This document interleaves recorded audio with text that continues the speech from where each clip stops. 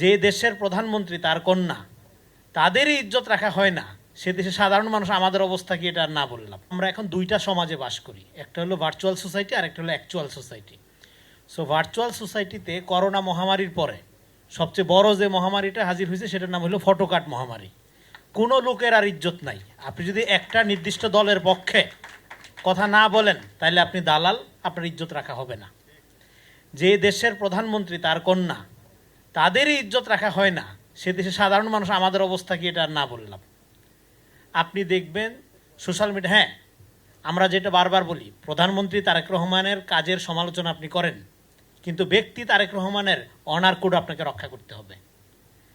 একজন ব্যক্তি প্রধানমন্ত্রীকে নিয়ে দেখেন, এই যে রিউমার স্ক্যানারের প্রতিবেদন 800-র উপর গুজব শুধু প্রধানমন্ত্রীকে নিয়ে করা হয়েছে। এটা পৃথিবীর কোন দেশে একটা প্রধানমন্ত্রী থাকে তারপর তারে নিয়ে এই লেভেলের ইন্ডাস্ট্রিয়াল লেভেলের প্রোপাগান্ডা হয়, গুজব হয়। ফলে আমাদের এই যে আপনার যেটাকে আমরা ডিজিটাল সোসাইটি বলি বা ভার্চুয়াল সোসাইটি বলি, সেটার ইন্টারনেট হাইজিন, ডিজিটাল এথিক্স, এইটা এখন আমাদের একটা গুরুত্বপূর্ণ ইস্যু। এটা আমি মনে করি আমাদের যেরকম পর্যটন পুলিশ আছে, আমাদের বাণিজ্য পুলিশ আছে, সেরকম একইভাবে আমাদের ডিজিটাল নিরাপত্তা ফোর্স থাকা দরকার। আমার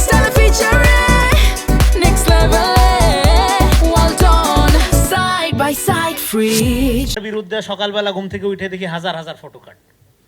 তা আমি তো সরকারের কেউ না, আমার কি ইজ্জত নাই, আমার কি সম্মান নাই, এটা কে প্রোটেক্ট করবে? তা আমার তো একটা অভিযোগ করার জায়গা থাকতে হবে যে আমি অভিযোগ করব, এখানে দ্রুত তারা আইডেন্টিফাই করে শাস্তি দেওয়া হবে।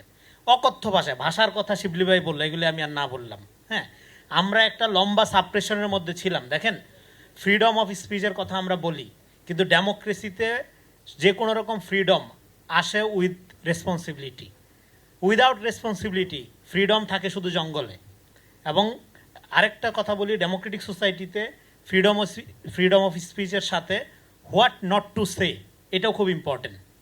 আপনি আমার সমালোচনা করবেন, তারেক রহমানের সমালোচনা করবেন, এখানে যারা আছে সবার সমালোচনা করবেন, কিন্তু কি বলতে পারবেন না তার কোডটা আপনার জানতে হবে সমালোচনা করার আগে।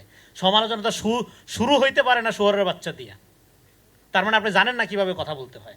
আপনার সমালোচনা করার রাইট থাকা উচিত না।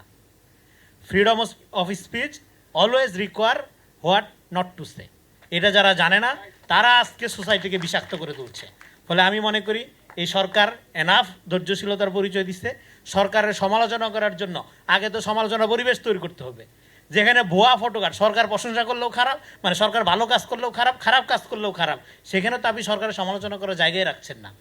সরকারকে কনস্ট্রাকটিভ ক্রিটিসিজম করার সুযোগ আমরা পাচ্ছি না, কারণ সব জায়গায় প্রোপাগান্ডা। ফলে এই যে প্রোপাগান্ডাকে যারা রাজনীতি মনে করছে, তারা তো জনগণকে আন্ডারমাইন করে। জনগণকে আন্ডারমাইন না করলে তারা সাংগঠনিকভাবে কাজ করতো, জনগণের কাছে যাইতো, তাদের পলিসি কর্মসূচি নিয়ে যেত। কিন্তু তাদের কোনো পলিসি নেই, তাদের একটাই পলিসি, বিএনপি খারাপ তারা ভালো। এটা তো কোনো রাজনীতি হইতে পারে না। বিএনপি খারাপ এটা সবাই জানে, এই জন্য 2/3 মেজরিটি দিয়ে ক্ষমতায় আনছে জনগণ। হ্যাঁ, তো তোমার ভালোটা কি সেটা তো বলতে হবে। ফলে এই যে পারসেপশন ক্রিয়েশনের একটা পলিটিক্স আমরা দেখতে পাচ্ছি, এইটা একটা ফ্যাসিবাদী প্রবণতা ছিল। এটা আওয়ামী লীগের আমলে আমরা এটা বহু দেখেছি, যে সাংবাদিকতার নামে, অ্যাক্টিভিজমের নামে নির্দিষ্ট কিছু মানুষের, নির্দিষ্ট দলের চরিত্র হননই ছিল তাদের একমাত্র আপনার এজেন্ডা।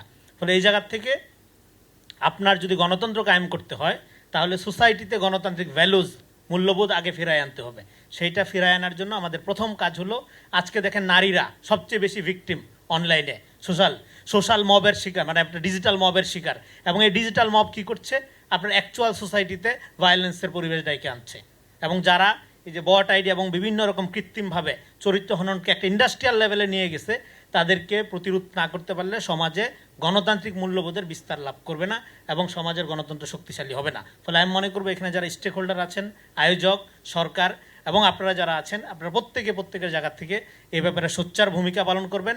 এবং একটা গণতান্ত্রিক রাষ্ট্র পাইতে হলে আগে গণতান্ত্রিক সংস্কৃতির বিকাশের জন্য মত প্রকাশের স্বাধীনতার সাথে রেসপন্সিবিলিটি এবং হোয়াট নট টু সে, এই জায়গার থেকে মূল্যবোধ ভ্যালুসটা ফিরে আনার জন্য আপনারা কাজ করবেন, সেই আহ্বান ব্যক্ত করে বিদায় নিচ্ছি। আসসালামু আলাইকুম।